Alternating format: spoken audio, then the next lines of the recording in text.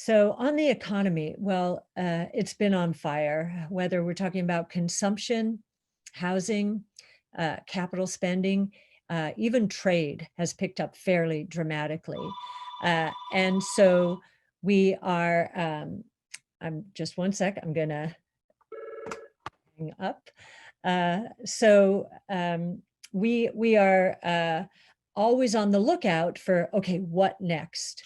And today's employment report gave us a lot of information. But before I go there, I'd like to talk about one thing that has changed relative to our expectations before and relative to uh, uh, the trends that were in place in the last 6 months. Inventories have started building again. That's a big difference.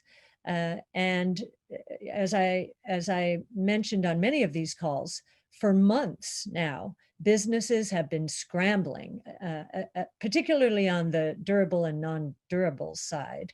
Um, they've been scrambling to keep up with demand. Well, they are beginning to catch up so that now we're seeing inventory increases. Now, that's not a bad thing. We need inventories to keep up with final sales growth, but that is a change. And so the certainty of a V-shaped recovery that was born out of this idea that the businesses were scrambling to keep up with consumers, that is no longer the case.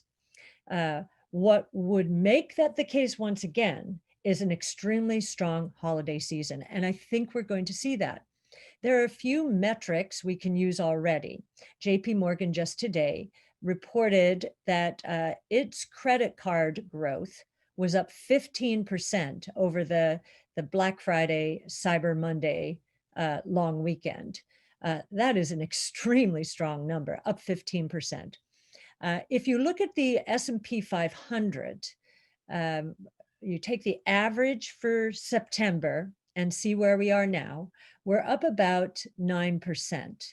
And typically retail sales follow that number. So 9% up from the September average. Again, that would be an extremely strong holiday season. And so the signs are good. In the employment report today, we did get a few weak spots. First of all, the entire report was weaker than expected, with non-farm payroll employment up 245,000. Expectations were 460,000. More important to us was household employment, which includes many more small businesses, was actually down, I think, roughly 70 to 77,000, somewhere in that range. So an actual decline in the broader measure of employment. The unemployment rate did tick down 0.2, but that's because the labor force shrunk.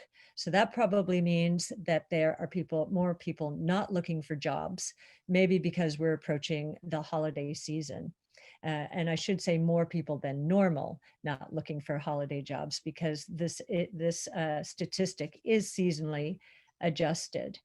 The weak areas within the report were retail, and I think we understand that with the resurgence of the coronavirus and the restrictions now being placed on restaurants and other retail establishments. Tech was flat, and that's very interesting to us. It could be that productivity is increasing in the tech sector itself because of the digitalization of everything. And government spending was the biggest weak spot. Now, many state and local governments are not allowed to run deficits, and so they've had no choice but to lay off people. That is an issue. There may be in the fiscal package some shoring up, although not nearly as much as many in Congress wanted, a little shoring up of the hardest hit state and local governments. The other weak spot in the employment report was a significant drop in the manufacturing work week, a 0.5% drop, or 0.2 hours. I pay a lot of attention to that, and it goes back to that inventory discussion. If inventories are now keeping up with final demand, then this notion that manufacturers have to scramble to catch up with final demand, that no longer is the case. And so that's probably explains why the manufacturing work week went down.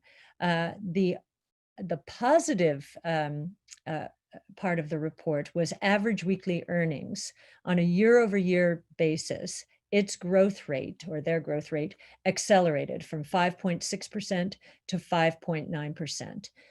The other thing which I didn't mention earlier, but which is still true, is the saving rate is still high.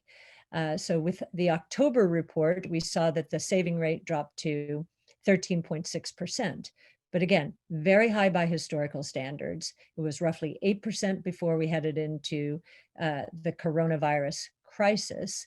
And so it means that the consumer still has more firepower. As many people have noted, consumers are not taking big trips for Thanksgiving and the holidays this year. And therefore, they have that much more in spending power elsewhere. So that's another buttress to consumption. And we also got today the durable goods report, which is reinforcing the surge in capital spending that is underway. And we think a lot of that surge has to do with the digitization of the global economy.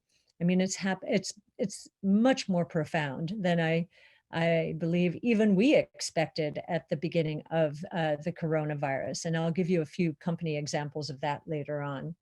As far as market indicators, well, the commodity with the PhD, that would be copper. Just have to hang this thing up again.